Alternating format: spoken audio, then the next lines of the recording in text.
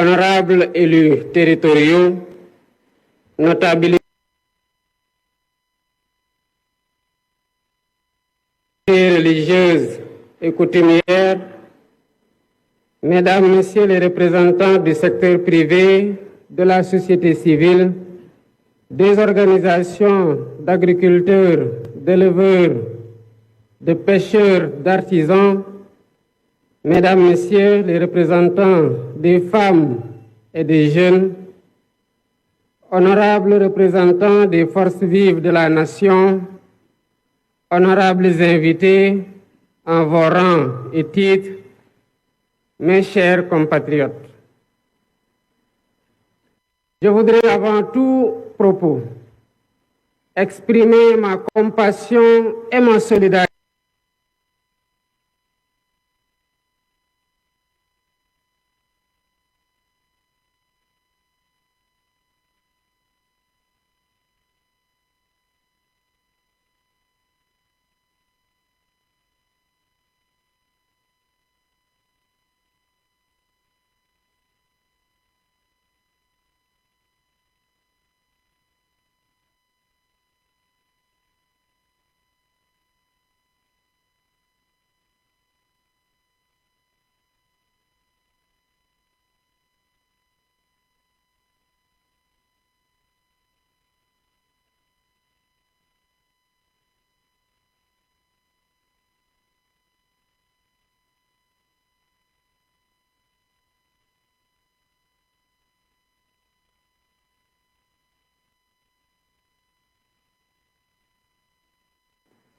Ce choix sans précédent a consacré une volonté collective de rompre de haute lutte avec des pratiques d'un autre temps.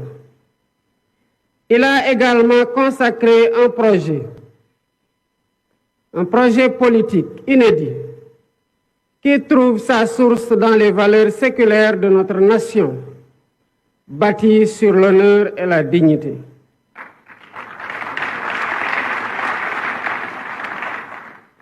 Pour rappel, lors de ma prestation de serment le 2 avril 2024, je m'engageais devant vous à mobiliser les Sénégalais d'ici et de la diaspora autour d'un projet national fédérateur orienté vers un futur serein.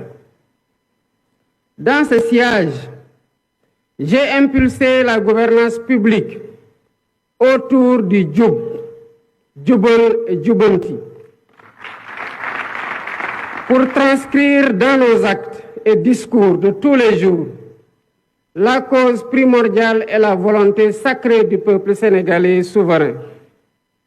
Dans cet esprit,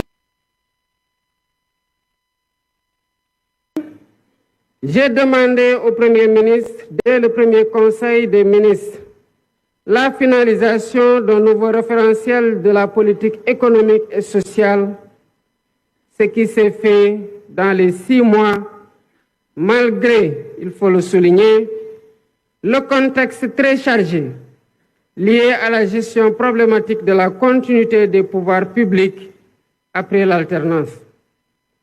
Aujourd'hui, 14 octobre 2024,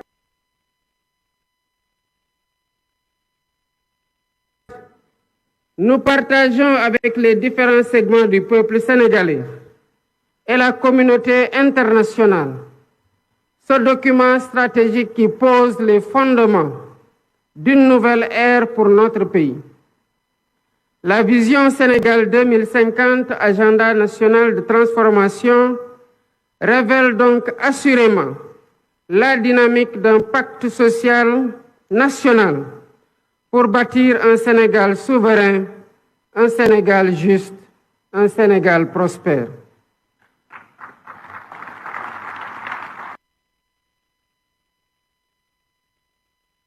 Ce document traduit en profondeur notre ambition de dépasser les clivages et les défis et de réviser totalement les schémas classiques du passé qui entraînent une stagnation et une régression sociale inacceptable entretenue par une gouvernance de confort, vigoureusement indexé et fortement rejeté par les populations. Les populations déterminées à changer inéluctablement leur sort.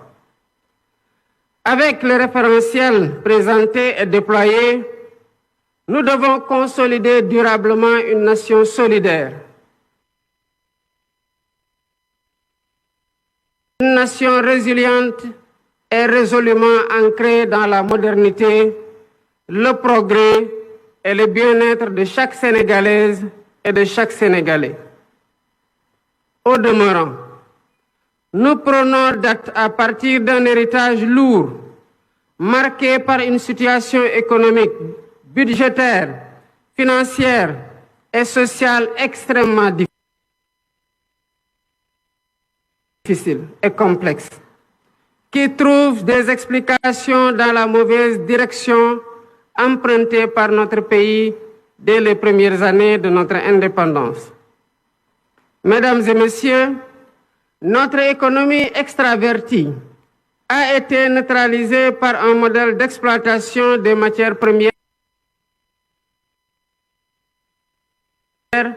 sans valorisation ni transformation locale notable, laissant notre secteur privé national trop faible, une industrie en miniature et nos jeunes talents en quête d'opportunités désespérées, souvent poussés à chercher un avenir ailleurs. Ces choix généralement imposés ont non seulement limité notre potentiel de développement, mais ils ont aussi peu à peu dépossédé le pays de la maîtrise de son destin. Je ne saurais m'étendre outre mesure sur ces diagnostics inquiétants, à première vue, mais qui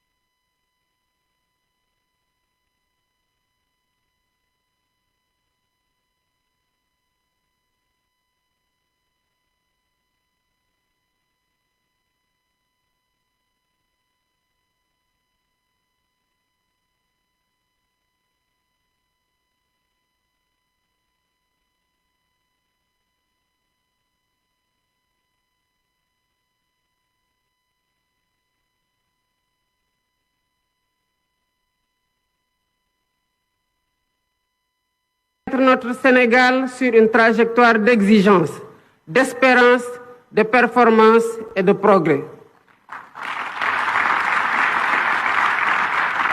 C'est tout le sens et la pertinence de la vision Sénégal 2050. Cette nouvelle stratégie nationale de développement est une réponse innovante aux défis de la transformation systémique du Sénégal. Elle repose sur une vision endogène claire, cohérente, ambitieuse et assumée. Cette feuille de route pour les 25 prochaines années, qui fait l'objet aujourd'hui d'un partage et le fruit d'une réflexion collective, est déclinée en stratégie quinquennale et décennale. Elle permettra d'ajuster et d'optimiser nos actions et efforts en temps réel. Ainsi, la transformation systémique du Sénégal repose sur 4 axes stratégiques déterminants. Le premier axe consiste à asseoir une économie compétitive, créatrice d'emplois.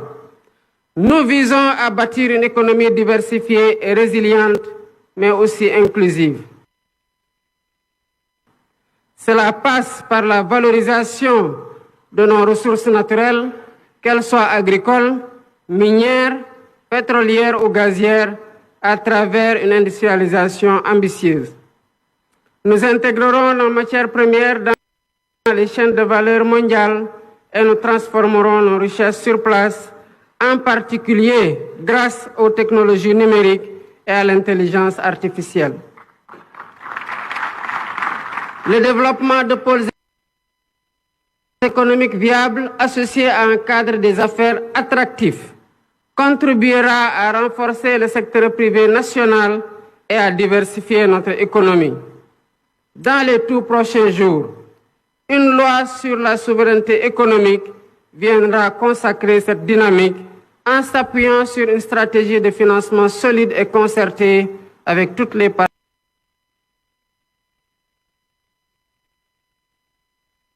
prenantes.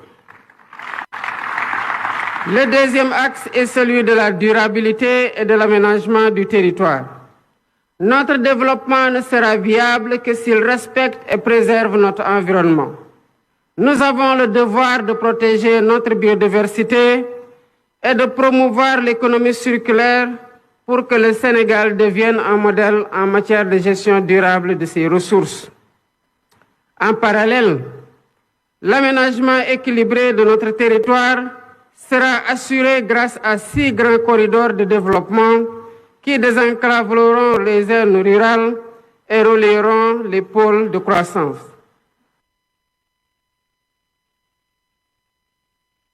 Nous veillerons à offrir à tous un accès équitable aux infrastructures essentielles, en particulier dans les régions les plus reculées.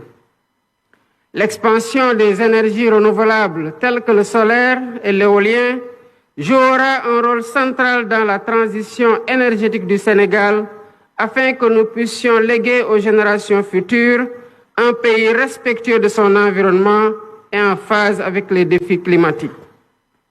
Le troisième axe porte sur le renforcement du capital humain et sur l'équité sociale. L'investissement dans l'éducation, la formation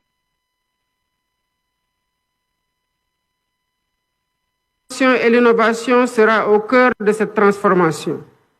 Nous mettrons en place une politique éducative de qualité pour tous, ainsi que des réformes visant à offrir à chaque Sénégalaise et à chaque Sénégalais des opportunités égales, quel que soit son lieu de résidence. La réforme foncière permettra une répartition des terres, tandis que le système de santé sera modernisé pour garantir à tous un accès équitable à des soins de qualité, en particulier dans les zones rurales. En outre, un système national d'assurance maladie sera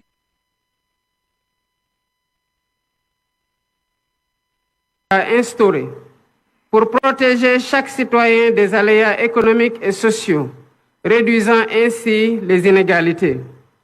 Le Sénégal de 2050 sera porté par une jeunesse compétente, dynamique et préparée pour répondre aux défis du monde moderne. Ce capital humain de qualité sera l'un des piliers de notre compétitivité économique. Le quatrième axe concerne la bonne gouvernance et l'engagement africain. La refonte de nos institutions est indispensable pour servir au mieux les aspirations de notre peuple.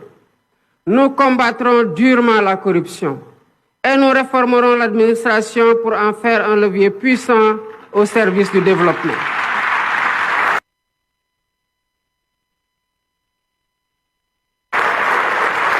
Ce processus de gouvernance renforcée garantira une gestion rigoureuse de nos ressources, assurant que chaque action entreprise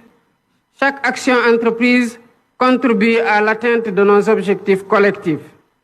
Notre engagement panafricain sera également réaffirmé avec un renforcement de la coopération avec nos pays frères. Convaincus que l'avenir de notre continent repose sur l'intégration régionale et la solidarité,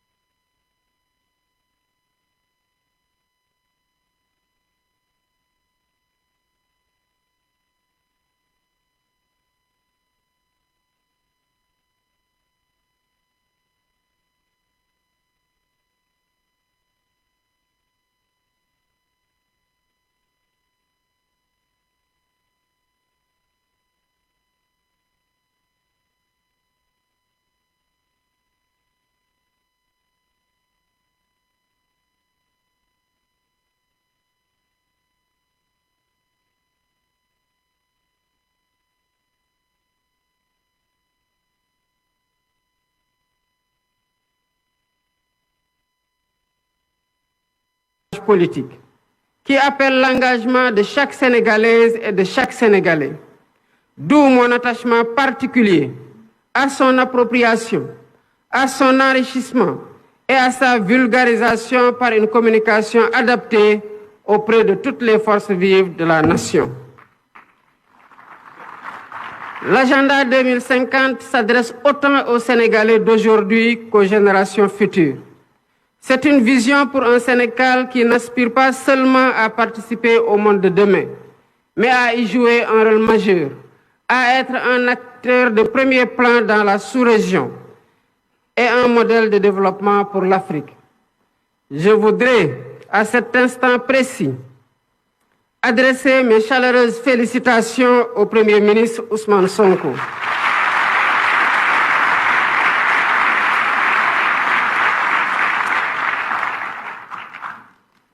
Il a mené de main de maître avec l'ensemble du gouvernement, les services de l'État et les experts nationaux du public et du privé associés ce travail de conception exceptionnel d'une rare pertinence qui démontre la qualité du capital humain national. Mes chers compatriotes, notre volonté ne pourra être complète que si nous avons les moyens de notre autonomie économique, monétaire, énergétique, alimentaire, mais aussi sociale et culturelle. Le chemin que nous empruntons est exigeant, mais il est le seul à même de garantir notre succès durable.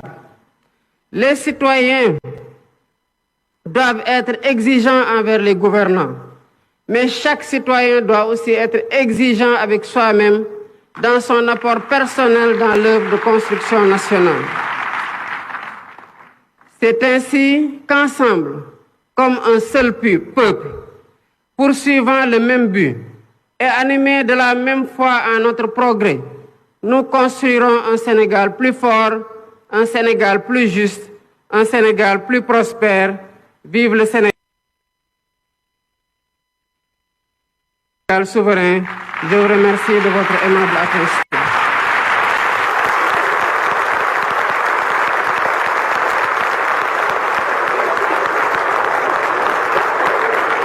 Vous venez de le voir sur ces images, le chef de l'État Bassirou Diomaye Diakhar Faye qui vient de prononcer son discours à l'occasion justement du lancement du référentiel Sénégal 2050. Beaucoup de